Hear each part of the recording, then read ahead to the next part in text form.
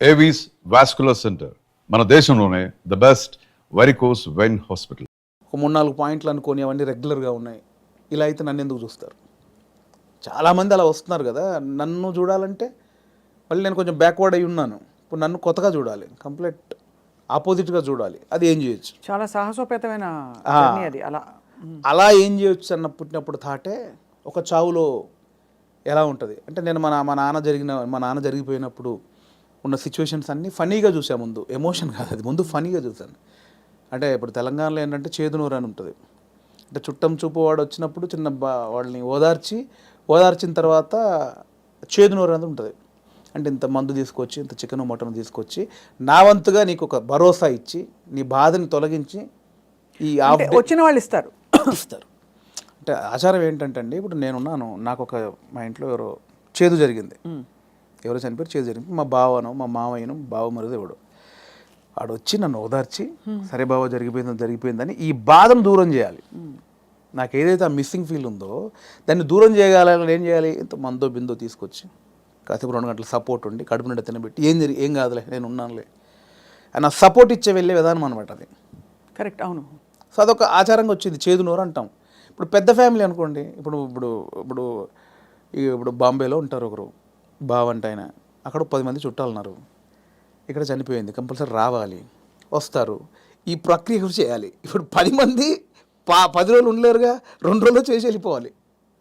అవును. సో 10 మందిది వీడు తాగాలి, నేను తాగాలి, తినాలి, తాగాల్సిందేనా? అంటే బాంబే నుంచి వచ్చాడండి పాపం, మా బావకి ఇలా జరిగిందని ఏదో ఆయన తృప్తికి చేసే, నేను ఒక ముక్కనాన్న తినకపోతే ఆడేమనుకుంటాడు, ఫీల్ అవుతాడు కాబట్టి చేయాలి, కంపల్సరీ. సో ఈ ప్రాసెస్ మా నాన్న జరిగింది అనమాట. మాది పెద్ద కుటుంబం, మా అమ్మకి నేను 9వ వాడిని, మా పెదనాన్నలు 6, మా మేనత్తలు 3. సో మా ప్రతి పెదనాన్నకి ఫ్యామిలీ మినిమం 10 మంది, 7 మంది, 8 మంది, వాళ్ళందరూ వచ్చి ఒక 200 మంది మా కజిన్స్ ఉంటారు, అన్నయ్యలు, వదినలు, వాళ్ళ పిల్లలు అందరూ వచ్చేసి ఏమైపోయిందంటే ఆ 11 రోజులు మా నాన్నది చనిపోయిన నెక్స్ట్ డే నుంచి మార్నింగ్ ఒక సెటప్, 11 o'clock ఒక సెటప్, 1 o'clock తప్పదు. దీనిలో ఏం జరుగుద్ది? ఇప్పుడు నేనున్నాను, మీరు వచ్చారు, రాగానే సరే బావ ఇలా జరిగిందంటే సరే కూర్చో తాగదు అంటే కాదు కదా. మీరు అడుగుతారు ఎలా జరిగింది బావ ఏంటి అంటే, నేను చెప్పాలి, నేను ఇలా ఉన్నట్టు నాన్న చూస్తూ అని ఏడవాలి. ఓకే, అయిపోయింది. ఇప్పుడు 12 o'clock ఇంకోటి వచ్చాడు, వాడికి కూడా సేమ్ ఏడవాలిగా. రాగానే రాబావ కూర్చోండి, వాడు మళ్ళీ చూసేవాడు ఒక కంట నీరు కూడా పెట్టలేదు, వాడు రాగానే తాగినని వాడు అనుకుంటాడని వాని కోసం మళ్ళీ సేమ్ ప్రాసెస్. ఏమైందంటే నానిలా లేడు అన్నీ. అంటే నాకు అలా మంది ఎలా జరుగుతుందంటే, వస్తున్నారు, తాగుతున్నారు, ఏడుస్తున్నారు, తింటున్నారు, పంటున్నారు, ఏడుస్తున్నారు, ఏంద్రా అది. అప్పుడు నా చిన్న వయసు 99లో మా నాన్న చనిపోయినప్పుడు ఆ వయసులో నాకు అది అనిపించింది, మీరు సెలబ్రేట్ చేసుకుంటున్నారా, బాధపడుతున్నారా, ఎంజాయ్ చేస్తున్నారా అనేది ఒకటి ఉంది, ఎప్పుడో చూసినది. అది ఇక్కడికి షిఫ్ట్ అయిందనమాట. ఎలాంటి కథ చేయొచ్చు అదే అన్నప్పుడు మా ఫ్రెండ్ ప్రదీప్ అద్వైతం అని ఇప్పుడు నెక్స్ట్ వైజయంతి మూవీస్లో పెద్ద సినిమా చేస్తున్నాడు. సో నాకు బెస్ట్ ఫ్రెండ్ అనమాట. సో తను ఏంటంటే ఒకసారి 10 days కనిపించలా, మళ్ళీ వస్తే డార్లింగ్ ఎక్కడికి వెళ్ళామంటే, ఇట్లా మా పెద్దనాన్న చనిపోయాడు రా, గమ్మతుంటుంది మన తెలంగాణలోని, మా తాగుడు గోల ఇలా ఏడుపు అని అన్నాడు. అది స్ట్రైక్ ఏదో బాగుంది కదా అని ఒకసారి రివైండ్కి వెళ్తే మా నాన్నది ఇంత జరిగింది కదా ఫన్ ఇక్కడ, ఇది కదా మనం ఆపోజిట్గా చెప్దాం అనుకున్నాం. అక్కంచెలు మొదలైన కథ. సో అప్పుడు ఒక 4 సీన్లు రాసుకొని ఫ్రెండ్స్కి చెప్తే వాళ్ళు హిలీరియస్గా నవ్వి దానికి ఇంకో 4 సీన్లు వేసి. కానీ ఇక్కడ విశేషం ఏంటంటేనండి, జబర్దస్త్ కావచ్చు, ఇది కావచ్చు, చాలా సీరియస్ అంశాలని లైటన్ చేయడం ఈజీ కాదు. సెంటిమెంట్స్ హర్ట్ అవుతాయని ఒక బాధ ఉంటుంది కదా. ఇప్పుడు మీరు పిల్లలు పుట్టలేదు ఒక జంటకి, దాని మీద మీరు జబర్దస్త్లో ఒక స్కిట్ రాయాలనుకోండి, చాలా మంది హర్ట్ అయిపోతారు, నీకు అసలు మనసుందా, నువ్వు సమాజంలో బాధ్యత గలవాడిగా, ఇవన్నీ అడుగుతారు ఆబ్వియస్లీ కదా. అలాంటిదే చావు కూడా చాలా పర్సనల్, చాలా ఇది. కానీ ఇందులో మీరు ఒక విధమైన హ్యూమరు, లైఫ్లోని చాలా సటిల్గా జరిగిపోయే ఇవన్నీ తీసుకొచ్చారు చూడండి. అది దాన్ని కూడా మన పెద్దవాళ్ళు చెప్పిన నిదర్శనాలు అండి నిజంగా. అంటే ప్రతి విషయంలో మీకు సీరియస్నెస్ ఉంటుంది, కామెడీ ఉంటుంది. ప్రతి ఇన్సిడెంట్లో మీరు కామెడీ, ఇప్పుడు ఇది సీరియస్ అనుకోండి ఒక చావు అనేది, ఎగ్జాక్ట్ లేకపోతే కామెడీదే తీసుకుందాం, కానీ దానిలో కూడా సీరియస్ ఉంటుంది. ఇది చావు అనేది సీరియస్ అనుకోండి, దానిలో మనం కామెడీ చెప్పాను నేను, కానీ ప్రాపర్గా ఒక కామెడీ ఎపిసోడ్ ఉందనుకోండి, దాంట్లో సీరియస్ కూడా ఉంటుంది. మనం చూసే దృష్టికోణమే. నాకు ఒకసారి ఏమైందంటే అవునన్నా కాదన్నా అనే సినిమాకి మేము ట్రిప్కి వెళ్ళామన్నమాట. సో తేజ గారు, ఉదయ్ కిరణ్ గారు, సుమన్ శెట్టి, నేను, ధర్మవరం సుబ్రహ్మణ్యం గారు ఆయన ఒక చోట ఒక మాట అన్నాడండి ఒక ఇంటర్వ్యూలో. ప్రెస్ వాళ్ళు అడిగారు, అదండి అందులో కొంచెం బూత్ ఉందండి, శృంగారం ఎక్కువ ఉందండి అంటే, ఆయన ఒక మాట, ఏ సందర్భమో నాకు తెలియదు, ఒక మాట నన్ను పడిపోయింది. ఏమైనా ఇప్పుడు ఎయిడ్స్ మీద సినిమా చూస్తున్నప్పుడు, ఎయిడ్స్ మీద అవగాహన కల్పించడానికి ఒక సినిమా చేస్తున్నప్పుడు ముందు శృంగారం చూపించాలి. అవును. వాడు ఎలా అడిక్ట్ అయ్యాడు శృంగారానికి, కొంచెం బ్యాడ్ రూట్ ఎలా పట్టాడంటే అవన్నీ చూపించాలి. కొంచెం ఆ రొమాంటిక్ అప్పీల్ చూపించినప్పుడే ఇది చెప్తావు, అది చూపించకుండా ఇది చెప్తే ఎవడు చూడ్డయ్యా అన్నాడు. కరెక్ట్, అంతే, అది నిజమే. మీకు అర్థమైంది నాకు, అందులో ఏదో దొరికింది నాకు. అంటే మనకు మంచి చెప్పినప్పుడు దానిలో చెడు కారణమైంది ముందు చెప్పినప్పుడే, ఇది చెడు, దీనివల్ల ఇది జరుగుతుందని చెప్తాం కదా. అవును, ఆ మంచిని పట్టుకుంటే సరిపోతుంది. పట్టుకోవాలి. అదే దానికోసం ఇవన్నీ తప్పదు, మేకప్ చేయడం తప్పదు. పలకం కూడా అంత, నేను రాగానే కుటుంబాలు కలుస్తాయంటే ఎవరు చూడరు. కుటుంబం కలవాలి అంటే సోది అనుకుంటారు. దానిలోనే మనం ఏం చేయొచ్చు, ఎలా చెప్పొచ్చు అనేది. కానీ ఎంత ఎంత సూక్ష్మమైన ప్రయాణం మీలో జరిగిపోయింది చూడండి. మీ ఎదుగుదల ద్వారా ఎన్ని విషయాలు మీరు గ్రహించుకున్నారు. మీకు ట్రైనింగ్ లేదు, బ్యాక్గ్రౌండ్ లేదు. అంటే యూజువలీ నేను ఐఎమ్ ఫ్రమ్ థియేటర్ అని చెప్పుకుంటారు చాలామంది. మీకు సినిమానే అండి, నేను థియేటర్, నేను సినిమా షూటింగ్లో చేసినప్పుడు cinema is your learning platform, అంతేనా? అండ్ నాకు ఏదైతే వచ్చిన గ్యాప్ ఉందో అదే ఇప్పుడు నా సక్సెస్కి లీడ్. అది అయితే మీ పైసలన్నీ మాకు ఇస్తారా? లేవు, ఎక్కడి ఆ 3 సంవత్సరాలు ఎలా బతికాననుకుంటారు? అంటే ఇప్పుడున్న పైసలు ఇచ్చేస్తే మాకు, అప్పుడు మళ్ళీ మీరు కూర్చుని 3 సంవత్సరాలు ఆలోచిస్తే, 3 సంవత్సరాలు కాదు ఈసారి మీకు 3 నెలలు ఇస్తున్నాం టైం. అంటే దేవుడికి ఒకటి ఉంటుందండి, దేవుడు ఒకటిసారి ఇస్తారు అనమాట. అస్తమానం అదే అంటే ఇవ్వడు, ఉన్నే లాక్కని బయలుదేరి అంటాడు. ఒకటేసారి ఇచ్చాడు, ఇక దాన్ని జాగ్రత్త పడాలి. మళ్ళీ 3 సంవత్సరాల గ్యాప్ ఉంటే రాదు ఇప్పుడు, అంతే కదా, రానివ్వరు కూడా. ఇప్పుడు ఇంకా మీరు ఇంకా మిమ్మల్ని తీసుకెళ్ళి జీవితం పెట్టేసాను అక్కడ ఫిల్మ్ ఫేర్. అంటే మీరు ఎంత కోల్పోయి you got the lady home. అంతే కదా, అందుకే నేను లేడీ అంటే తెలుసు కదా, అవును, చాలా బ్లాక్ లేడీ తెలుసు, చాలా మందికి తెలుసు. చెప్పాలి సరే, బ్లాక్ లేడీని తీసుకొచ్చుకున్నారు. అదే ఆ మెట్లు ఎక్కుతున్నప్పుడు కానీ, అది చేతిలో ఉన్నప్పుడు కానీ, నేను అంటే చాలా ఇంటర్వ్యూలో మాట్లాడే మనకు భయం అయ్యేది బేసికల్గా స్టేజ్ మీదకి వెళ్ళి మాట్లాడాలంటే. కానీ ఆ రోజు ఎందుకో చిన్న లోపల షివర్ అయిపోతూ, నమ్మలేని విషయం కదండి. ఎవరికి అంకితం ఇచ్చారు, ఏమైనా చెప్పారు అట్లాంటివన్నా?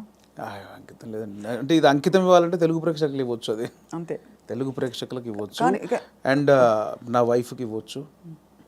ఎప్పుడు పెళ్ళైంది వేణుగారు మీకు? నాకు 2009, అంటే బిఫోర్ జబర్దస్త్. బిఫోర్ జబర్దస్త్. మీ పెళ్ళైన తర్వాత మీ లైఫ్ జబర్దస్త్గా మారింది, అంతేనా? ఇందులో 2 అర్థాలు ఉన్నాయి. అందరికీ అంతే మారింది. మేడం గారు పాప నన్ను చూసి తిట్టుకుంటారేమో. మేడం గారికి కంగ్రాచులేషన్స్ చెప్తున్నాను. మీ వైఫ్ పేరండి? శ్రీలత. శ్రీలత గారికి కంగ్రాచులేషన్స్, మీ వారు సాధించి ఛేదించి చూపించారు. అది డెఫినెట్లీ నా వైఫ్ సపోర్ట్ 101% ఉందండి. ఈ 5 years జర్నీలో నేను ఏది పట్టించుకోలేదు బేసిక్గా. అవునా? ఏది పట్టించుకోలేదు ఇన్ సెన్స్, అంటే డబ్బు ఉండగానే అన్ని కాదు. ఇది ఒక్కటి కట్ చేసి మేము thumbnail పెడితే ఏముంటుంది? మా వైఫ్ నన్ను ఈ 5 ఏళ్లలో అస్సలు పట్టించుకోలేదు. మీరు ఏదైనా పెట్టొచ్చండి, నేను అడిగింది మీరు పెట్టరు, నేను వద్దన్నది మీరు ఆపరు. జోక్ నాకు అంటే మిమ్మల్ని చూస్తే మా అందరికీ జబర్దస్త్ స్ఫూర్తి వచ్చేస్తుంది అనమాట. నా వైఫ్ సపోర్ట్ 100% ఉంది. తను నాకు ఎక్కువ బర్డెన్ ఇవ్వలేదు, పిల్లల విషయంలో కానీ ఫ్యామిలీ విషయంలో కానీ నన్ను అర్థం చేసుకుంది పాపం.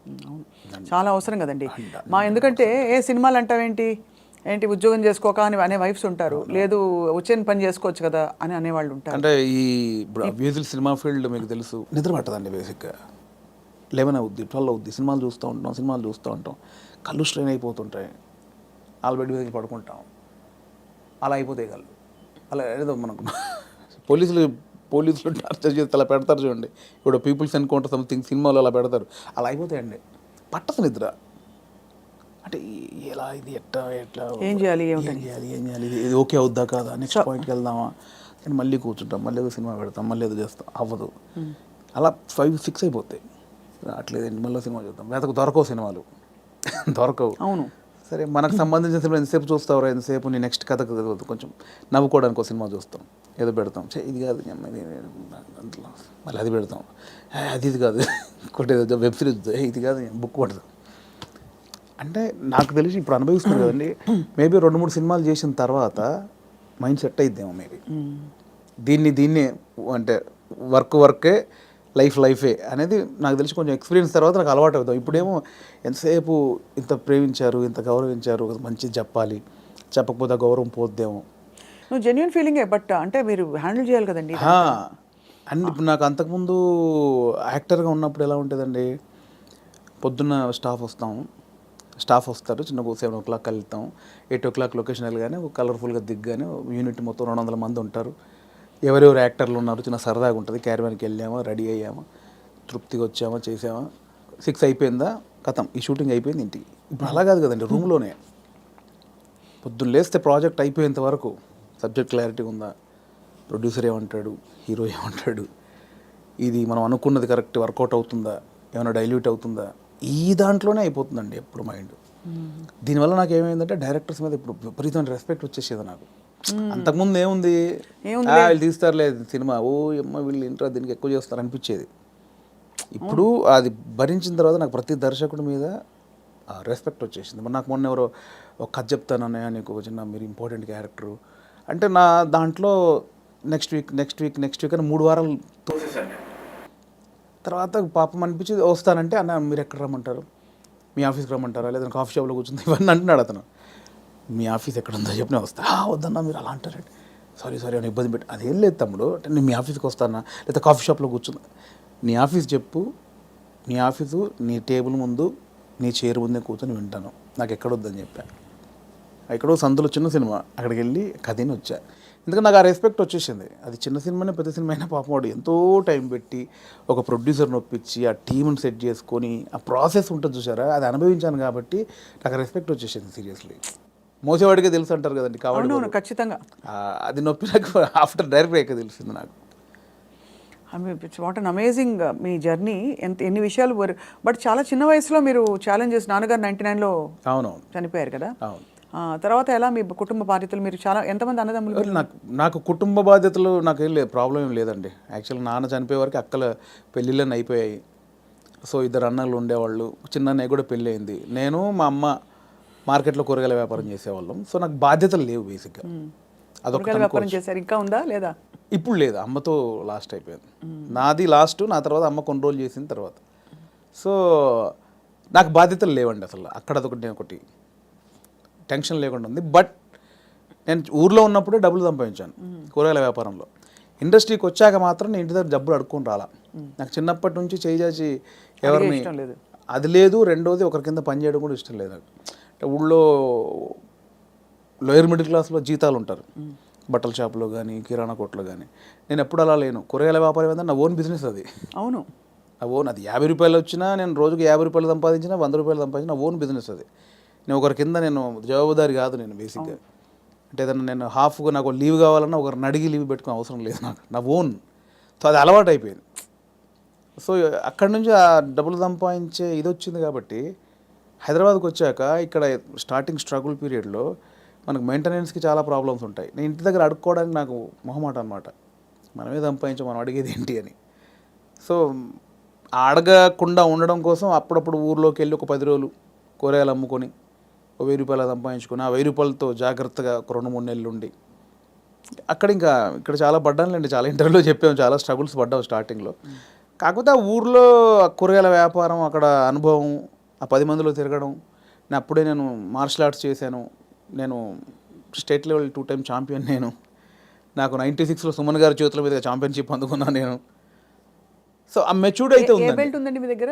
బ్రౌన్ బెల్ట్ హోల్డర్ అప్పుడు షాओलिन కుంగ్ఫూలో. నాకు ఒక 60-70 స్టూడెంట్స్. కరీంనగర్లో 2nd ప్లేస్ కొట్టాను, కరీంనగర్లో 1st ప్లేస్ కొట్టాను. ఎన్ని రంగాలు మిమ్మల్ని పిలిచే చూడండి. కళ, క్రీడలు. అంటే కళకు అదే నాందండి కరాటే అనేది. అంటే ఊర్లో ఉన్న వాళ్ళకి ఇది కాదు మన లైఫ్. ఇట్లా నా ఫ్రెండ్స్ లాగా ఇక్కడే పవర్ లూమ్స్ నడుపుకుంటూ కూరగాయలు అమ్ముకుంటూ ఇలా కాదు, ఏదో ఉంది అని ఆ ఉన్న దాంట్లో చేయగలిగింది ఏంటి, ఏదో కరాటే నేర్పుతున్నారని అక్కడికి వెళ్తే అక్కడ టోర్నమెంట్లు, వేరే ప్రపంచం చూశాను నేను అక్కడ. అవును, చూసి దాంట్లో ఫ్యూచర్ లేదనిపించింది. అంటే ఫినాన్షియల్గా కానీ పేరు ప్రఖ్యాతులుగా కానీ దాంట్లో కొంచెం లేదు. నెక్స్ట్ ఏంటి, అక్కడ ఉన్నప్పుడు మన కూరగాయల మార్కెట్లో ఉన్నప్పుడు నేను మాట్లాడే మాటలు విని, నేను వేసే జోకులు కానీ పంచులు కానీ విని అందరు నన్ను బాబు మోహన్ బామ్మర్ది అనేవాళ్ళు. సో అక్కడ చాలామంది సినిమా యాక్టర్ తెలియకుండా ఒకటి నాటు పడిపోయింది. స్కూల్లో మనం మాటలకి, అంటే నేను కామెడీ చేస్తాను వాళ్ళకి తెలుసు, నాకు తెలియదు అది కామెడీని. మీరేంటి డైలాగులు స్కిట్లు చూసి చేసేవారే, సీన్స్ చూసి చేసేవారా? అలా కాదండి, అలా కాదు. స్కిట్లు ఎట్లా అసలు ఫస్ట్ స్కిట్ ఎప్పుడు వేసారు చెప్పండి మీరు? అఫీషియల్ స్కిట్ అంటే official skit either on stage or on TV. Official skit 90 అంటే స్కూల్ కాదండి. స్కూల్లో అసలు చాలా సిగ్గు నాకు. అంటే బ్యాక్ బెంచ్ అనమాట. బ్యాక్ బెంచ్లో తోపునే చాలా సిగ్గు నాకు స్కూల్లో. అది రాగా ఇండస్ట్రీకి వచ్చాక వచ్చింది అది. స్కూల్లో చాలా సిగ్గు అండి. స్కూల్లో యాక్టివ్గా ఉండి పాటలు పాడి అదేం లేదు. ఆ టైప్ కాదు. బ్యాక్ బెంచ్ బ్యాక్ బెంచ్లో మనం కూర్చున్నామంటే ఒరిజినల్ స్టేజ్ ముందు ఎంతమంది ఉంటారో దానికి డబుల్ ఉంటారు, అక్కడ సూపర్ స్టార్ని.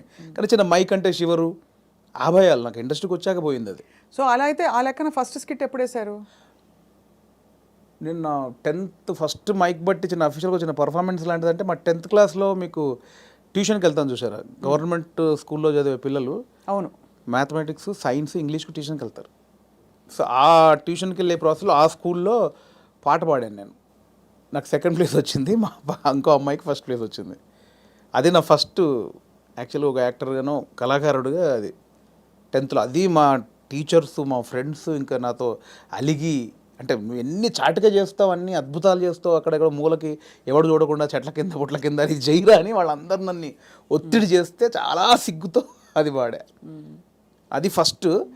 ఇండస్ట్రీలో స్కిట్ అంటే స్మోక్ టీవీతో బాగా రీచ్ అయ్యామండి బేసిక్గా. అవునవును, స్మోక్ టీవీతో రీచ్ అయ్యాము. దానికి బిఫోరు చిన్నగా చేసామండి. మనసు మాట వినదు అనుకుంటా, ఐ థింక్ నా 2nd మూవీ మనసు మాట వినదు. దుర్గం చెరువులో ఆడియో ఫంక్షను. అప్పుడు ఏంటంటే అప్పుడు కూడా నాకు సిగ్గు, బట్ యూనిట్లో నా అల్లరి, నా గోలకు అందరూ ఫ్యాన్స్. ఓ స్లోగా అలాగా.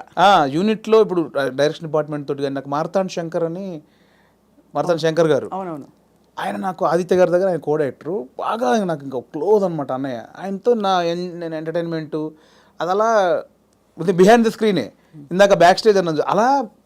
కెమెరామెన్ కానీ, డైరెక్టర్ కానీ, ఆదిత్య గారు కానీ, శంకర్ అన్న కానీ, ఇంకా వేణుగాడు ఉన్నాడంటే రచ్చ, అందులో వేణుగాడు 2 అంతే. ఇంకా ఆ నైట్ చచ్చిపోవాల్సింది ఒక్కొక్కటి నవ్వి అలా ఉండేది. సో అక్కడ నుంచి మీకు కాన్ఫిడెన్స్ వచ్చింది? రాలే, ఇంకా అక్కడ కూడా రాలేదు. అలా అందరికి నోన్, లైట్ మెన్స్తో సహా డిపార్ట్మెంట్ అందరికి నోను. దుర్గం చెరువులో ఆడియో ఫంక్షన్ జరుగుతుందండి మనసు మాట విందు. అప్పుడు నవదీప్ చెన్నైలో షూటింగ్ చేస్తున్నాడు. సో 8 o'clock ఇక్కడ ఈవెంట్ జరగాలి. సో 7కి స్టార్ట్ చేసాము. నవదీప్ ఆందవే అంటున్నాడు. ఆ డ్యాన్స్ పోటీలు జరిగే, డ్యాన్స్ చేస్తారు కదా వాళ్ళు ఈవెంట్లో, ఆడియో ఫంక్షన్లో డ్యాన్స్ అయిపోయింది. 4-5 పాటలు పాడారు. అక్కడ నవదీప్కి గంట లేట్ అయింది ఫ్లైట్. సో మీడియా అంతా వెయిట్ చేస్తున్నారు, హీరో రాలా. ఎలా అన్నీ ఫుల్ఫిల్ చేశారు, అన్ని స్పీచ్లు అయిపోయినాయి. ఇంకా ఒక అరగంట పడుతుంది ఆందవే అంటే టక్మని నాతో పాటు వెంకీ ఉన్నాడు, పొట్టే వెంకీ. వాడు కొంచెం యాక్టివ్, వాడికి స్టేజ్ యాక్టివ్, నాది బ్యాక్ బెంచ్ యాక్టివ్ అంటే వాడు స్టేజ్ మీద యాక్టివ్. వాడు ఏంటంటే కాన్ఫిడెంట్గా, అందులో ఉన్నది ఇంత అయిన టాపిక్ కాన్ఫిడెంట్గా చెప్తాడు. నా దగ్గర ఇంత ఉంటుంది, కాన్ఫిడెంట్ ఉంటుంది, ఇంత చెప్తే అనమాట. వాడు ఎక్కేసాడు, వాడు ఎక్కువ 15 నిమిషాలు ఊపేశాడు. ఊపేశాడు. ఇంకా నవదీప్ ఇంకొక 20 నిమిషాలు సబ్జెక్ట్ కొంచెం, కానీ దాన్ని కాన్ఫిడెన్స్ లెవెల్ ఎక్కువ తనకి, అంటే ఇంతున్నదాన్ని ఇంత కాన్ఫిడెంట్గా చెప్పగలడు. సో వాడు 20 minutes చేశాడు. ఇంకా నవదీప్ 20 నిమిషాలు రావాలి. ఎలా అన్నప్పుడు నాకు తెలియకుండా అనౌన్స్ చేశారు, ఇప్పుడు వేణు మిమ్మల్ని 20 నిమిషాలు ఎంటర్టైన్ చేస్తాడని. వాళ్ళు అనౌన్స్ చేయగానే మా యూనిట్ వాళ్ళు ఉంటారు కదా, ఓ అని ఒక స్టార్కి ఎట్లా అప్లాజ్ వస్తుందో అలా అరిచేశారు. అట్లా మొదలైంది. ఎవర్రా మీరు అడిగింది, నాకు శివరు, ఎవర్రా నన్నలా, వీళ్ళు ఈ అప్లాజ్ వచ్చేసరికి కూర్చున్న వాళ్ళకి ఎలా ఉంటుంది, బోయిడోడ తోపు వస్తున్నాడని అనౌన్స్ చేశారు. రావే అంటే నేను ఎక్కడో చీకట్లో కూర్చొని, నన్ను పిలిచాను నేను ఎక్కకి స్టేజ్ అంటే దేనికి ఎక్కాలి, ఎక్కువ అన్నారు. ఇంకా అది ఫస్ట్ నాది పర్ఫార్మెన్స్ యాక్చువల్గా. అలా షివర్ అవుతూ చేయి ఎంత నవ్విస్తావు కదా చేయంటే, బ్యాక్ స్టేజ్ నవ్విచ్చేది వేరు, ఆ టాపిక్లు వేరు, ఆ సబ్జెక్టులు వేరు, స్టేజ్ మీద ఎలా అని ఇంకా టక్ చేసి మనకి ఆడిషన్లో యాక్టర్గా ఆడిషన్ చేసేటప్పుడు చేసిన కొన్ని ఐటమ్స్, కొన్ని జోకుల్ని అలా ఒక్కొక్కటి చేస్తూ ఉంటే అప్లాజు, దాంతో ఒక 25 నిమిషాలు 30 నిమిషాలు సోలోగా ఎంటర్టైన్ చేశాను. ఈ లోపు నవదీప్ వచ్చాడు. అది ఫస్ట్ పర్ఫార్మెన్స్ ఇండస్ట్రీలో. సో అలా మీకు కాన్ఫిడెన్స్ వచ్చి చూడండి ఎక్కడి నుంచి మీరు ఎక్కడికి వచ్చేసరి, వాళ్ళ ఫిల్మ్ఫేర్ అవార్డు అందుకుని. అవునండి, ఒక అద్భుతమైన జర్నీలో. ఇప్పుడు నెక్స్ట్ ఏంటని ఇంకా ప్లాన్ చేస్తున్నారు మైండ్. ఎవరు చేశారు ఇదంతా అంటారు? దేవుడా, మీరేనా? మీ రాత మీరే రాసుకున్నారా? దేవుడు రాశాడు? దేవుడు నమ్ముతారా? డెఫినెట్లీ నమ్ముతానండి. గుడ్డిగా నమ్ముతాను. అంటే గాలిలో దీపం పెట్టి దేవుడా అయితే అన్ను, దేవుడు అంటే నమ్ముతాను. అంటే మీరు చేస్తూ దేవుడా అంటారు. అంతే. నాకు ఇప్పుడు ఒక చిన్న సపోర్ట్ ఉందని ఫీల్. నేను హనుమాన్ భక్తుడిని నేను. సో ఆయన ఉన్నాడని ఒక నమ్మకం ఉంటుంది. సో అలాగే ఆయన ఉన్నాడని ఏం చేయకుండా కూర్చోను. ఏం చేసినా ఆయన ఉన్నాడు, చూసుకుంటాడు. స్ట్రాంగ్ వెళ్ళొచ్చు, మావాడు ఉన్నాడు కదా. ఇప్పుడే నాకు హనుమంతుడు వారు చెవిలో చెప్పారండి, బలగం 2లో నేనే కదా. డెఫినెట్లీ ఆ సబ్జెక్ట్ ఎవరు కోరుకుంటే వాళ్ళే ఉంటారు. డెడికేషన్ పెట్టారన్నమాట. లేదండి, అంతే. ఆ సబ్జెక్ట్లో స్వప్న గారు అవసరం ఉందనుకుంటే మీరు ఎక్కడున్నా మీ దగ్గరకు వచ్చి అది వచ్చి అలా అంతే. నో, బట్ యాక్చువల్లీ సీరియస్గా ఎంత ప్రౌడ్ ఫీల్ అవ్వాలండి మీరు. అంటే మీరు జస్ట్ మీ అడుగులు మీరు వెతుక్కుంటూ ఎక్కడెక్కడి నుంచో అలా అలా అలా అలా డక్కాముక్కీలు తిన్నారు, వైభవం చూశారు, ఖాళీ టైంలో చూశారు, అన్నీ చూసుకుంటూ యు ఆర్ హియర్ టుడే. చాలా అప్ అండ్ డౌన్ చూశాను, అప్ అండ్ డౌన్ చూశారు. చాలా చూశాను. అక్కడ మీ కళ్ళలోనే కనపడుతుంది అది. అంటే నేను 200 సినిమాలు చేశానండి, ఆల్మోస్ట్ 220 సినిమాలు చేశాను యాక్టర్గా. కమర్షియల్ హిట్లు నాకు రాలేదు. అంటే సాలిడ్ క్యారెక్టర్ చేసిన సినిమానేమో ఫ్లాప్ అవ్వడం, ఏదో ఒక్క చిన్న అరసీన్ ఉన్నది బ్లాక్ బస్టర్ హిట్ అవ్వడం. సినిమాల్లో ఒక సక్సెస్ఫుల్ సినిమాలో ఒక మంచి క్యారెక్టర్ పడితే తెలియకుండా సినిమాలు వచ్చేస్తాయి. నేను మంచి క్యారెక్టర్లు చేసిన ఏవి వర్కౌట్ అవ్వాలి. సో యాక్టర్గా వేణుకు చాలా మంచి టైమింగ్ ఉందని రాజమౌళి గారి దగ్గర నుంచి, సుకుమార్ గారి దగ్గర నుంచి, పెద్ద పెద్ద వాళ్ళందరూ, త్రివిక్రమ్ గారు, వినాయక్ గారు, పూరి జగన్నాథ్ గారు, మా గురువు గారు తేజ గారు, అందరూ.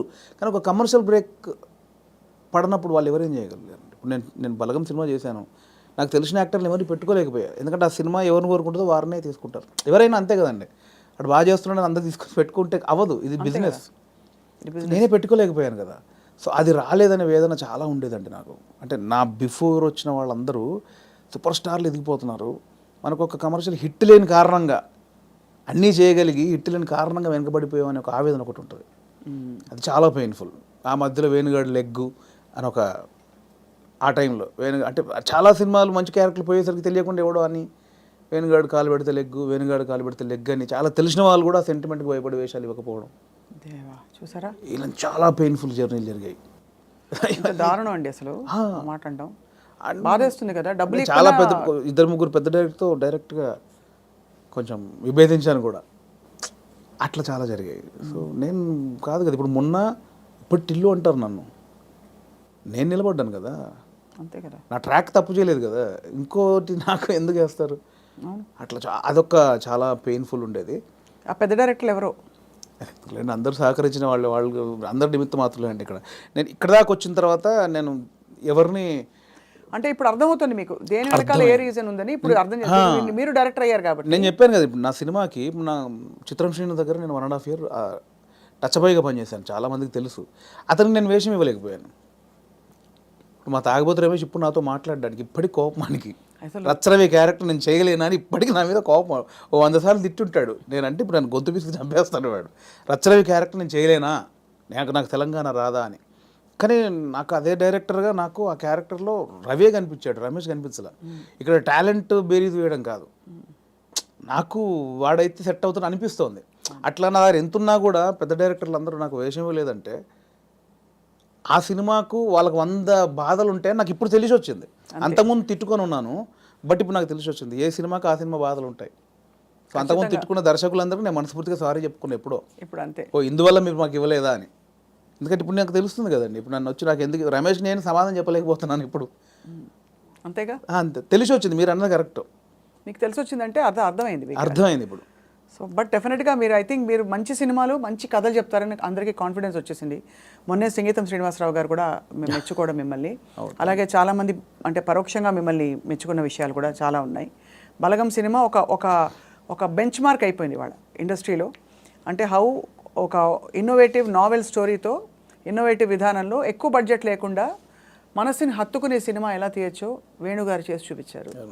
దానికి గాను మీకు ఫిల్మ్ఫేర్ అవార్డుతో పాటు మా అందరి తరఫు నుంచి thank you so much for opening the doors. చాలామంది మీలాగా ఇప్పుడు ఔత్సాహికులు గివప్ చేయకుండా ఖచ్చితంగా మీలాగా ప్రయత్నించుకుంటూ వాళ్ళ దారి వెతుక్కుని ఇండస్ట్రీ ఎంత పెద్దదో ఎంత సముద్రం ప్రూవ్ చేసి చూపించారు వేణుగారు.